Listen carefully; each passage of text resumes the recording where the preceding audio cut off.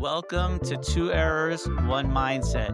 This is the place for younger adults and parents who are ready to build a better life, starting with their thoughts. I'm Solomon. I'm right here in the mess of it, trying to figure things out just like you. I'll share what's working now. And I'm Michael. My job is simple: to coach you through the biggest challenges using the mental tools that actually matter. Every week, we blend my real-world perspective with my dad's professional coaching wisdom, giving you the playbook for confidence and control. No hype, just clear steps. Let's roll. So today what we're going to focus on is the power of our thoughts. So when I say the power of our thoughts, what do you think that means? I think it's pretty simple. I think it's what you think, what's going on in your head is actually a lot more important than you might think it. That's a great point. So whatever's going on in our head, which is typically our thoughts, that's going to control the outcome, right?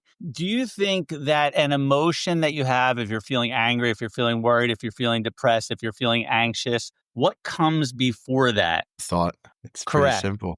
And here's another question. If you have a result in your life that you don't like, maybe a relationship, maybe money, could be anything. If you don't like that result, what came before the result? Thought. A thought. So it might be a really good idea for us to have an understanding of these thoughts that are going on in our mind. The idea where these thoughts come from? Usually from things that are around us, from things we see, from things we hear, from things just from things around us. You're making a great point. So what you're saying is things that are around us that are outside of us. So things that we use our senses, you said things that we see, things that we hear, those are all things that are outside of us. Do you think thoughts can come internally too, just from out of the blue, or are they usually generated from the outside in? They definitely, in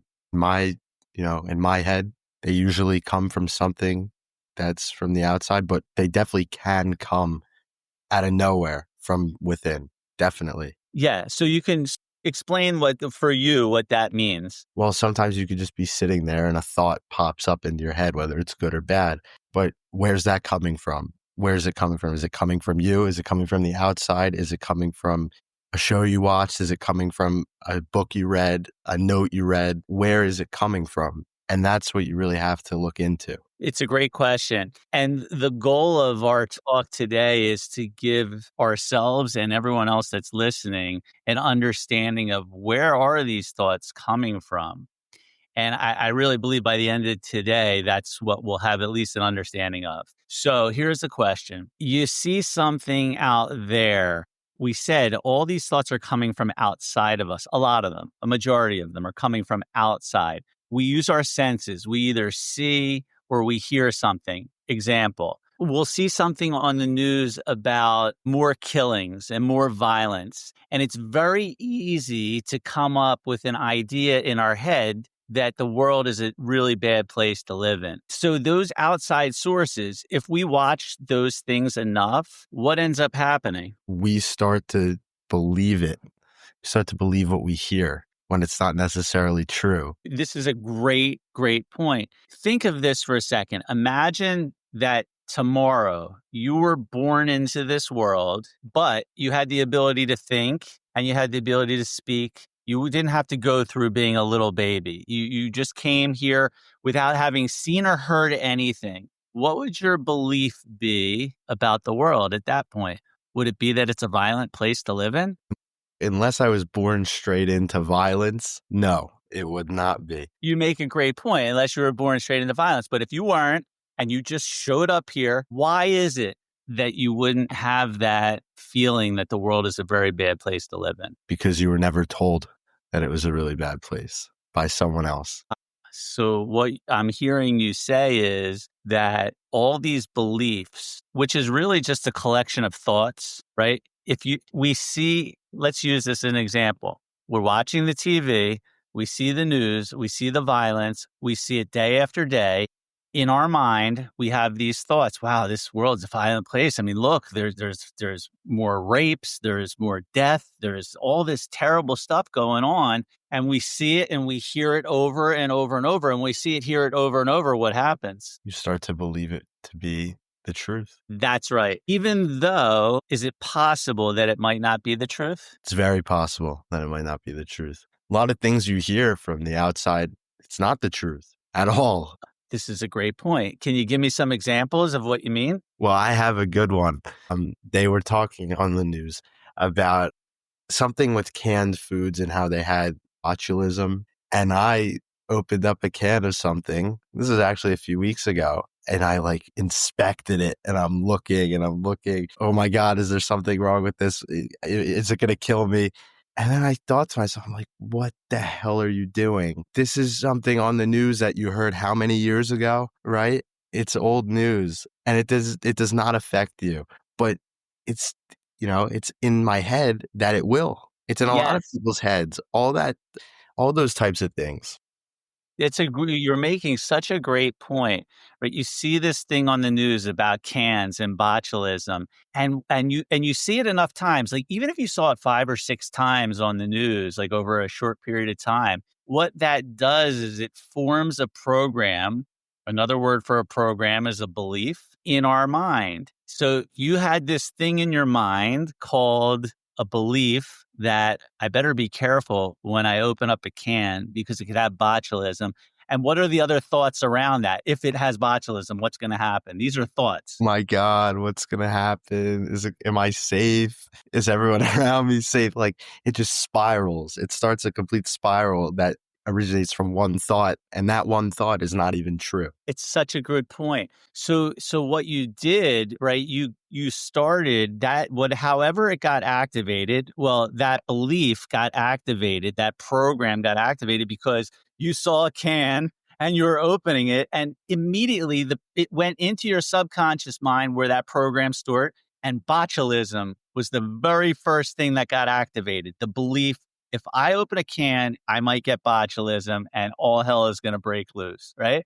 This is what happens. So it started doing its thing, right? It started creating all these other thoughts that you were just mentioning. But what did you do as those thoughts started to occur? You became aware of it, and then what happened? Well, the first thing I did was laugh at myself. And I'm like, you sound so ridiculous. I'm talking to myself. You sound ridiculous. And then I start to question, is there anything wrong with the can? Did it open okay? Is there a dent in it? And check the boxes. Everything was fine. I ate the food and I was fine. So it just took a few questions of that original thought and all was good. That is the most beautiful thing that I've heard. And that's one of the secrets to dealing with these thoughts that come in our head is if we don't question it like you did, what's going to happen? You're going to have a day or two of pure anxiety and worry about that original thought. Even longer than a day or two. You could have a week or a month. And why is that? Because what's happening is we're going into, it's like habitual. It's a habit. That program that's installed, the one about the can and the botulism, it's installed and it's just like a computer, right? In the computer, it's programmed that when I press the enter button and I'm in my word processing software, what's going to happen? It's going to enter. You're going to go down on whatever the enter button does. No, you just said it. It's going to jump down a line. That's exactly right. Why does it do that? Because it's programmed to. Because it's programmed to do it. And so every time I press the enter button, what's going to happen on the computer? It's going to go down a line. Would there be an expectation that if I hit the enter button, it's going to do something completely different? No. Because it's programmed. Well, the program about botulism in the cans, that's installed. And if we don't do anything about the thing that's installed in our operating system, which is our mind, which is our subconscious mind, what is going to happen? You're gonna feel like a broken computer, like a computer that doesn't work. Programming that's not aligned with how it should be. Right. Well, it's actually, think about it. It's the program's installed. It's going to do what it's programmed to do. So every time, if you don't question it, every time you see a can, what's going to happen? You're going to think of botulism or the worst thing that can happen to you. Right. You see yourself throwing up. I'm going to get sick. What if I have to go to the hospital? All these crazy thoughts are generated, and they're all generated from what? One single thought. Yeah. Program. Say it again. Program. A program. They're generated. And how is that program initially formed? From an outside source, whatever it may be. Yeah. But in this case, what was the source? The news. It was the news. But it could be any source, right? You're right. It could be from multiple different levels. But in this case, it was the news. So did that program get installed by you or something else? Well, it was installed by me. I installed it because I was the one that thought about it, but it was given to me by something else. I hear what you're saying. This is great. But if you were just sitting there and you didn't watch the news, let's just say you never watched the news, would that have gotten installed in your mind? Not at all. Not at all. I wouldn't even know what it was. You wouldn't even know what it was. It wouldn't exist. It wouldn't be in there. And you would have, when you would open a can, what would you think if that wasn't installed? Nothing. Hope I don't cut myself on the sharp edge. That would be my biggest concern. Right. Okay. And here's the funny thing. Where would you have gotten that idea or that belief that you could potentially cut yourself on that can? Somewhere else with that little warning on the can that says sharp edge, be careful, caution. Yeah, it could have been that, but wherever it came from outside. It could have been me saying, Sully, be careful. Right. When you were little, I said, Sully, be careful. I don't want you to cut your finger. And so now you hear me say that 5 or 6 times. What's installed in your mind? I'm going to cut my finger because that's a true story. You used to do that. I used to do it all the You time. used to do it. Parents do this all the time to kids, obviously because they love them and they care about them. But it's also not always doing a good thing because, well, why is it not such a good thing to do all the time? It kind of puts fear into the kids. It puts fear into the kids. It creates programs into the kids. Oh my God, I got to be careful of the can. It might cut my finger. Is that a program? Definitely. Definitely Is is it? because I still worry about that stuff, some stuff that I heard when I was little, because it's kind of installed in my mind. Whenever there's broken glass, obviously broken glass is not the safest thing. It could cut you and it couldn't end up being good. But the chances of it cutting you in the way you think it's going to cut you, very, very slim chance. And Broken why? glass is a big one. And what was the thing that you heard from either me or mom or anyone else that may have dropped the glass? What did they say? What was the very first thing they said to you? They said, don't even touch it. You guys say, don't touch it. Not even be careful. Don't touch it because they could cut you.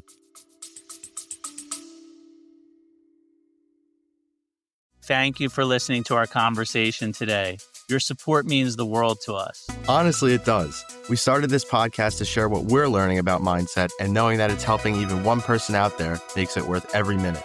Yeah, we'd be so grateful if you consider supporting the show. You can visit buymeacoffee.com/mindset1 and treat us to a cup of coffee. Think of it as a small, kind gesture that fuels our future episodes. Now let's jump back into the conversation. Yeah, so they said, be careful, don't touch it, it can cut you. So now a glass breaks, we have a program installed that says, be careful, you don't cut yourself. Do you see where the thoughts get generated from? Absolutely. So where are majority of the thoughts coming from? On the outside.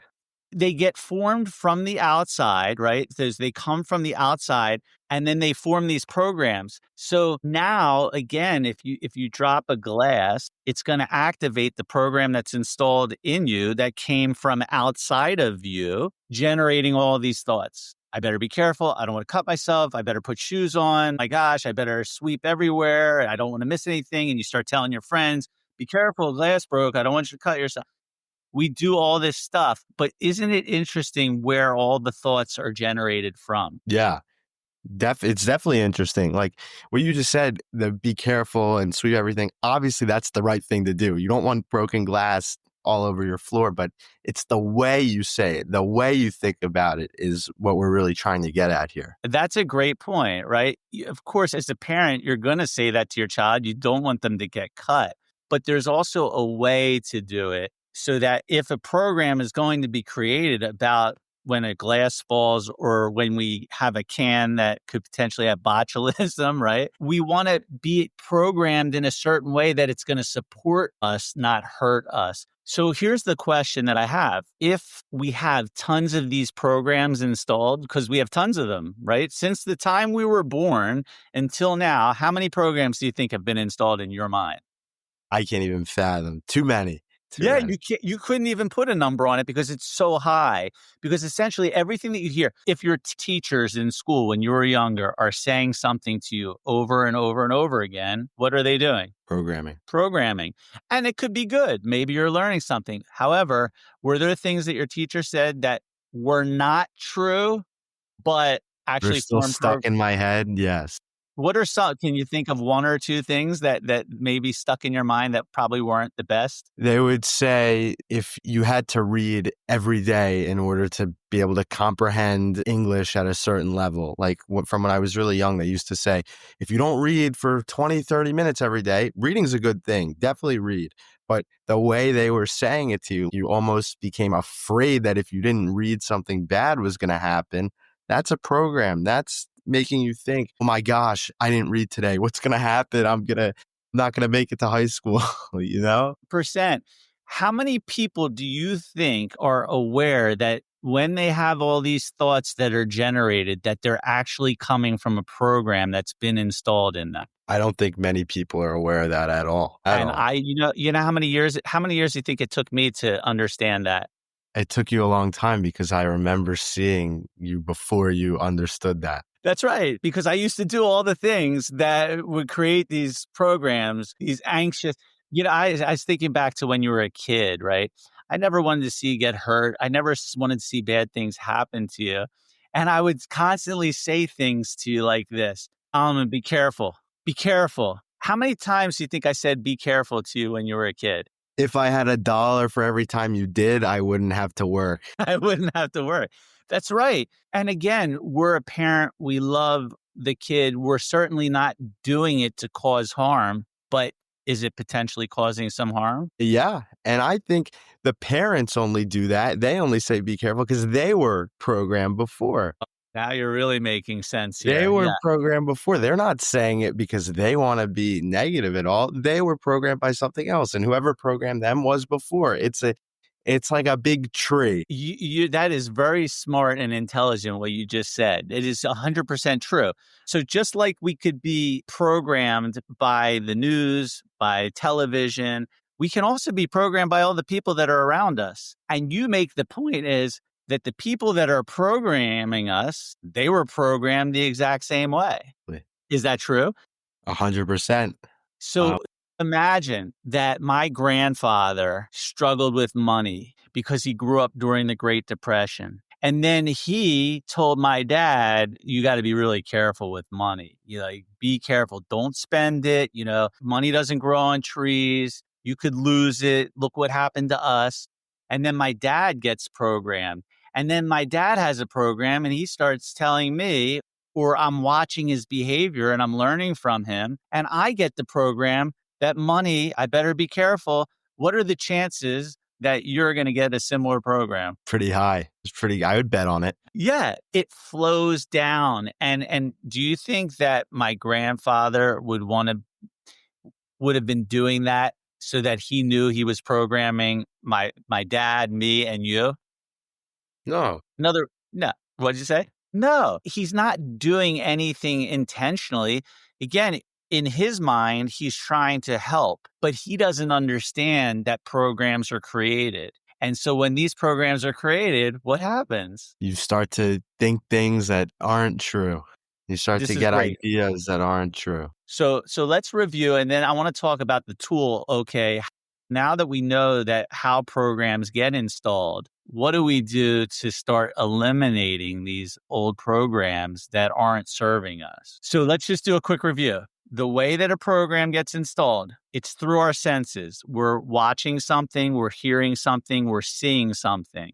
Okay. We see that, hear it, and then we see it, hear it over and over a number of times. It gets installed as a program. A parent says something to us. We hear something on the news. Can a song program you? Yeah. Yeah. Yeah. How many of the songs that you listen to have a positive thing that they're saying in the song? I mean, some do, some don't. I was in the gym today and I was listening to, 50 Cent, Many Men, the song. It's about him getting shot, and he was in this place and he got shot. Someone could think, obviously, I'm not going to think that. You might not think that, but someone could hear that and say, oh my God, I can't leave the house. I might get shot. There are things that even the people who put them out there don't realize that it is programming, but it really can end up being. It's so true. You're making a great point because when you listen to a song, how many times do you typically listen to the same song over a couple year period?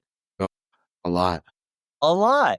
Now, let's think of it this way. Again, you're listening to a song. The song is talking about how this person got cheated on by their spouse. And you hear that song over and over and over again. How are you potentially going to feel about relationships? Bad, because there's a Why? lot of artists that like to write about stuff like that, and they make a lot of money doing it. And their intent is not to cause and create programs. Their intent is to get this off their chest and to, create art. The problem is Exactly.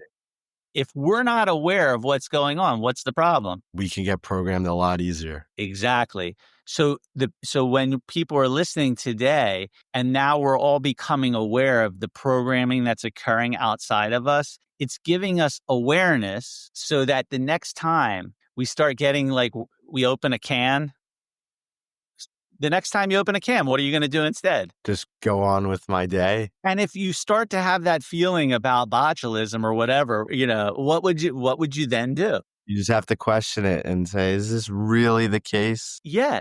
Did I make the decision to think this? In other words, did I create this program? And the answer is, Yes. well, I'm glad you're saying that. The answer is you didn't create it. Someone outside of you created it. It got installed inside of you. Absolutely. Yeah. But Yeah. you, I but thought you you were talking about the overthinking because you did create the overthinking, but you didn't create the original thought or program. the original program, right? Because when the program gets activated, that's when all these thoughts start. It's like taking a little match and lighting some paper. What happens? It starts to then all of a sudden really get to be this big fire. Yeah. That's what happens when we activate that program about the can. All these thoughts start to happen. So Absolutely. knowing that, how do we use that to our advantage now? Well, you can program yourself in a good way. You can think of good things and try and take in good things because then those spirals that we usually assume to be are negative turn positive. And then all of a sudden you're thinking about new things, good things, you're discovering new ideas, and you're really expanding in a really positive way that most people don't even think they're capable of. Yes, you said something great there, which was, well, if you can be programmed by the outside world, then you can also choose to program yourself. Is that true? You can program it. Absolutely. Yeah. Yes. And how would you program yourself? Imagine that you wanted to create a new program around opening up cans. What could you do to create that program? You say, oh, now I actually do this. Oh, what I'm eating in this can is so healthy. And then all of a sudden, it's all good. Everything's good. And you associate that can. I can't believe we're still talking about cans, by the way. You associate that can with something good, with the food you're about to eat.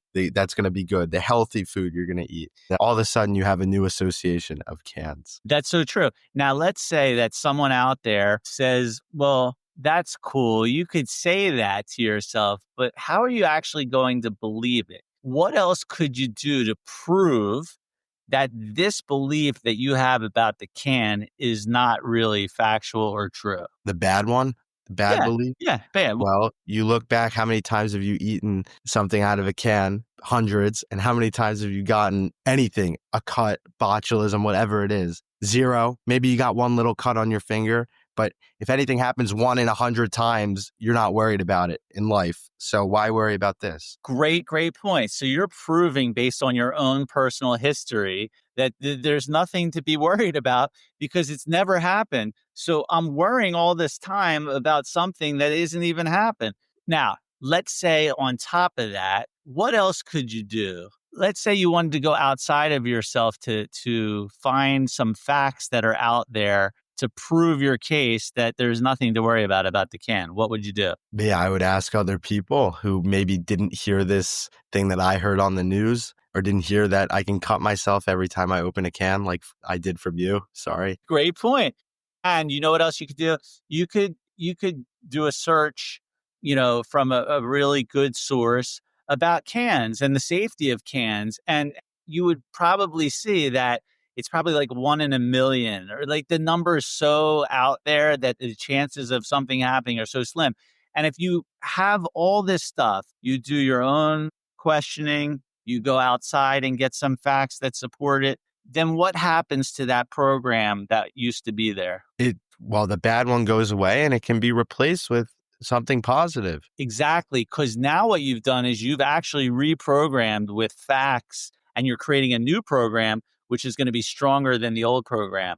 And so the next time you pull out a can, what potentially is going to happen instead? Positive thought. You're not going to be worried anymore. Because now that new program has been activated rather than the old one. The old one lost its power. Like Yes. if I'm in a garden, and there's this beautiful plant that I see there, if I stop watering the plant, what's going to happen?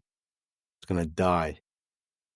And the same thing happens with our programs. If we stop watering them and we install and plant and water something else instead, what's going to happen? The other one's going to grow and this one is going to die. It's a really good point. It's a really good point. I think that's how you have to look at things.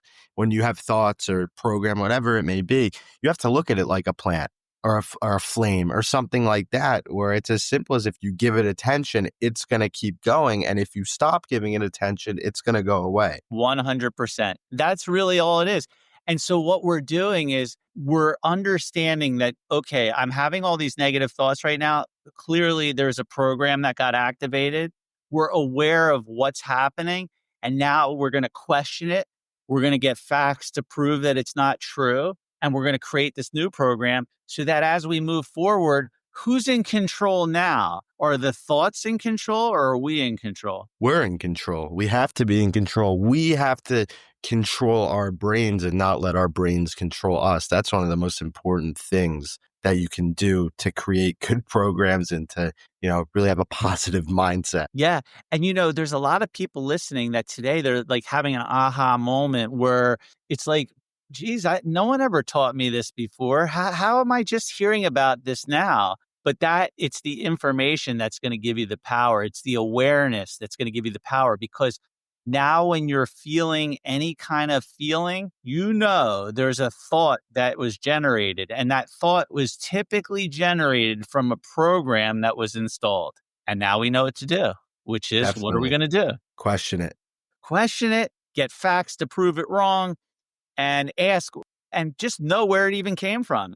Right. Oh, that was my dad. He used to say, be careful, Mike, be careful, Mike, be careful, Mike. And so now I'm always careful of everything because that's all I ever heard. We could go on for hours about all the things you said to me that were programming or that was programming. I could probably go on for hours about things I've said to other people too. So no one's perfect. No, we all do it. Everyone does it. Every parent does it, and then the kids do the same thing. Like, you probably, when you were younger, were saying things to your friends that you were hearing from us. That's the way that it works.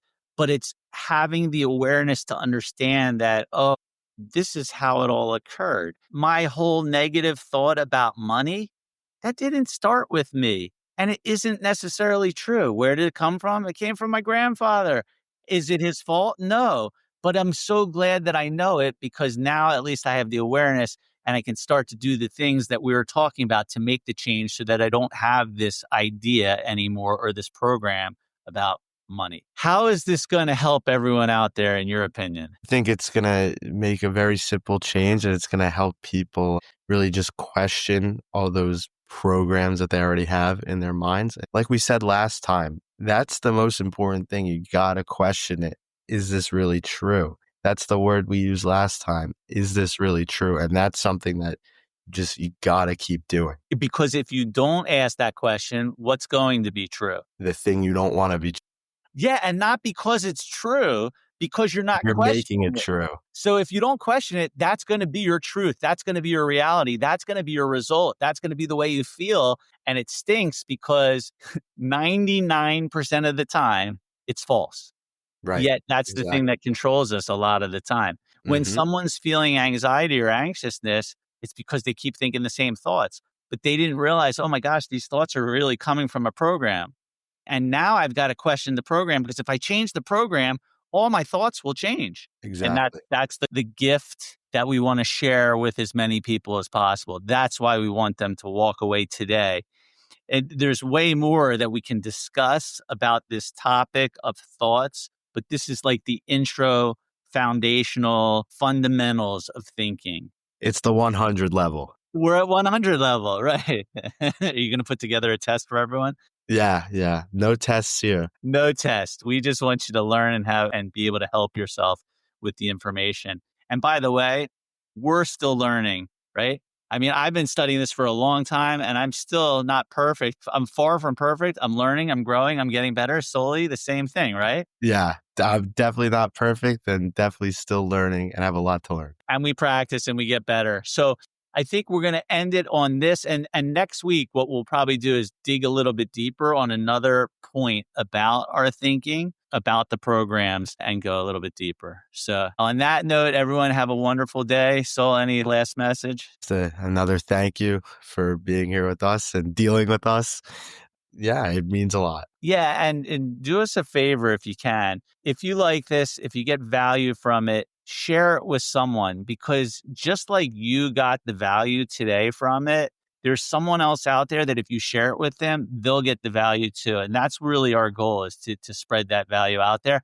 And another thank you from me and Solomon, he just said it. We're already in 6 different countries and I think like 50 some cities. So it's pretty amazing how it's spreading. And we just want it to spread, not because we can say, oh my God, look at how many countries we're in. We want to affect change in this world. And that's part of what we're doing here. Completely agree.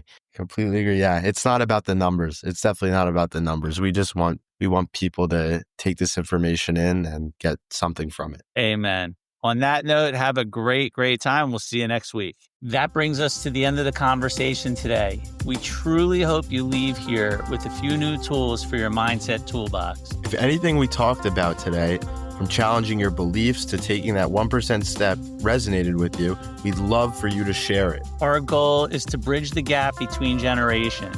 If you know a young adult who's struggling with self-doubt, or a parent who could use a fresh perspective, please share this episode with them. You never know which simple questions or ideas might change someone's entire week or even their whole outlook. You can find our episodes wherever you listen to podcasts. Thank you again for being a part of our mindset community. We'll see you next time.